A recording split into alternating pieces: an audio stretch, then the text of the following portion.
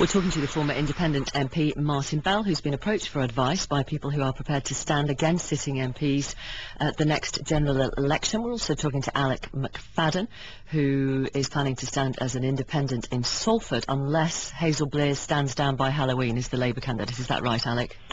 That's right. We think Halloween is probably the most appropriate. I won't say particularly why, and we may not talk about witches, but yes, Halloween is the key date. Brian Ahern, hello, from the Independent Network. Good morning to you. Hello, how do you do? Yeah, very well. So have you been approached by people who really are enthusiastic about standing against their own MP over the expenses issue, or is it just people sort of vaguely interested? No, I mean, we have people enthusiastically interested to declare them as candidates yet, but we know that they're confirmed and that some campaigns are planned and ready to go. We had just about 30 people actually attended. It's probably one of, okay, it was not a party, of the political conferences. We actually had probably one of the more less reported conferences that happened at the end of September, where we had 30 people in a room all looking at what campaigns were going to happen for the next general election. So that's where we're at with that. We do also know that there are other candidates around the country who are looking to affiliate with us. Right, okay. And Brian, don't move around because your mobile phone signal goes. Stay exactly where you are, it's fine now. What kind of help can you give these people? Well, it's actually offering a support network. I mean, we are not, we don't profess to be campaign election experts.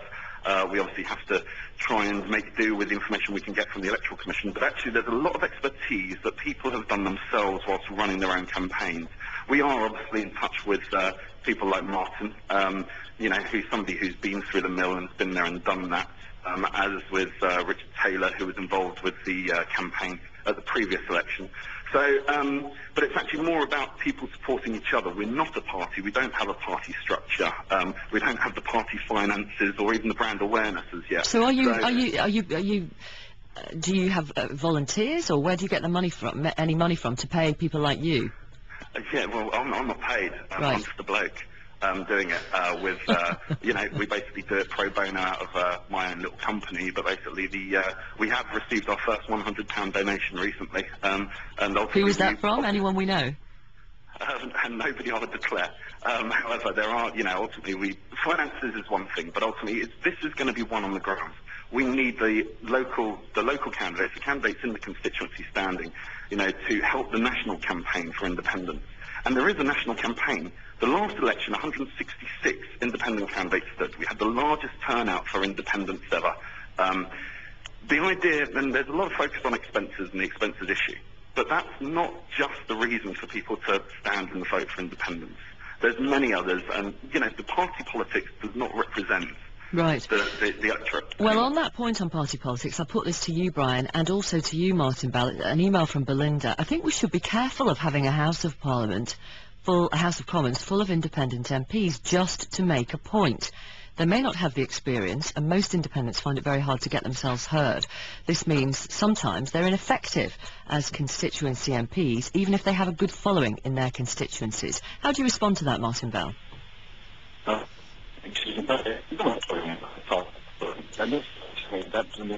I'll tell you what, Martin, the line has just got really bad, so we're going to call you back. Brian, why don't you answer that point while we sort out Martin's phone line? Yeah, sure. I mean, actually, Parliament was very much full of independents years ago, and if you were concerned about the history of independence being in politics, actually Benjamin Disraeli, who was once the Prime Minister, actually said there is no act of treachery or meanness of which a political party is not capable. The issue of the problem of political parties has been around for centuries. Independents, now, to say that these are just mavericks and people with no expertise, a lot of these people have good expertise rather than the young careerist politicians, and they say careerist, whereby they've entered a political party purely for the purpose of achieving power.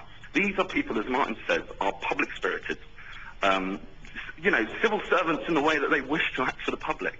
And they actually do have some expertise. We have doctors, legal experts, we have people from education sector, research. There are many various people that we have actually looking to stand as candidates. Do you accept, though, if they are successful in being elected without the backing of a party machine, it is sometimes difficult to get your voice heard?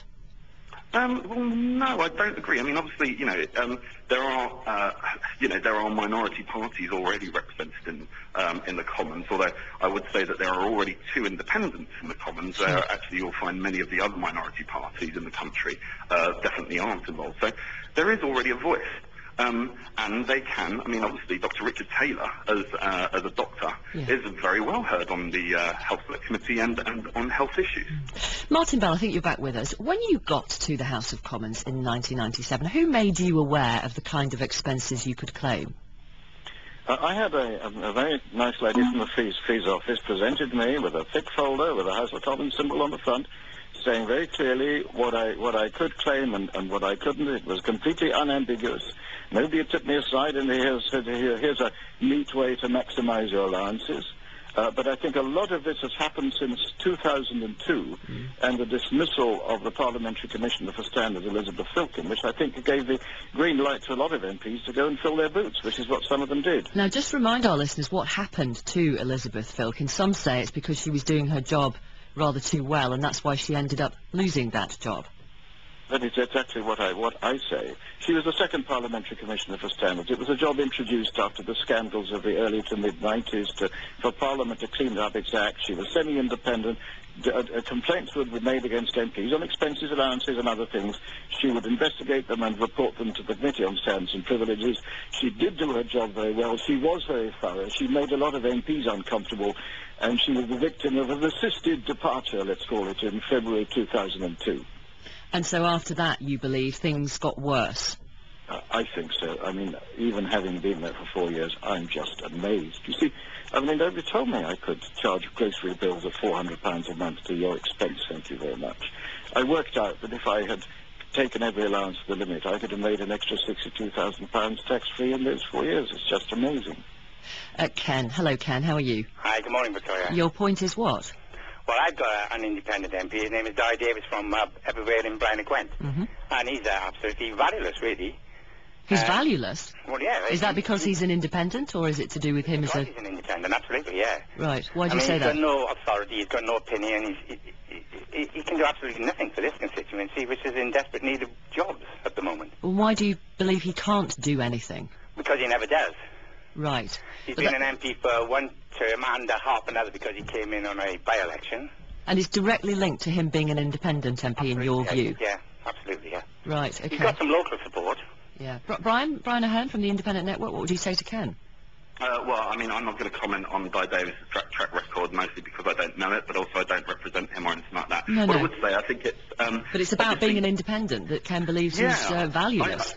I think that's, I think that's a real shame because actually everybody wants a change in politics, and independents do offer that credible alternative that many other parties don't. The one thing that's very important about independents that marks them out very differently from everybody else who's actually currently standing or other political organisations, we listen.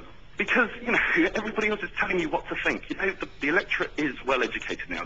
Politics has moved on from what it was at the turn of the 1900s, where we needed ideology. There are many, many single issues, but also just representing independents as just purely single issue candidates is wrong. These people are actually able to listen and consult to their constituencies and represent that back. So they're able to sit in Parliament and take place in the debate where they can be guided by their conscience and their constituency. That's what a good independent does. And that's the opportunity which every other political candidate aligned to a political party with a party whip cannot offer. Okay. Martin Bell, before you go, a final thought. What do you think of the complaints we're hearing this week from some MPs about Sir Thomas Legg's inquiry, that he's putting retrospective rules in place and that's unfair? I don't have enough sympathy for these complaints. One of the first responses back in May was that what we did was within the rules. Well, who set the rules? They did. Who enforced the rules? I think they should be subject to the tests of common sense and whether what they were doing was reasonable, and in many cases it was unreasonable, and I think we need Sir Thomas very badly to help to set things right. Thank you very much for your time this morning, Martin Bell. Alec McFadden, thank you. Alec is planning to stand as an independent candidate in Salford if Hazel Blairs doesn't stand down as the Labour candidate by Halloween.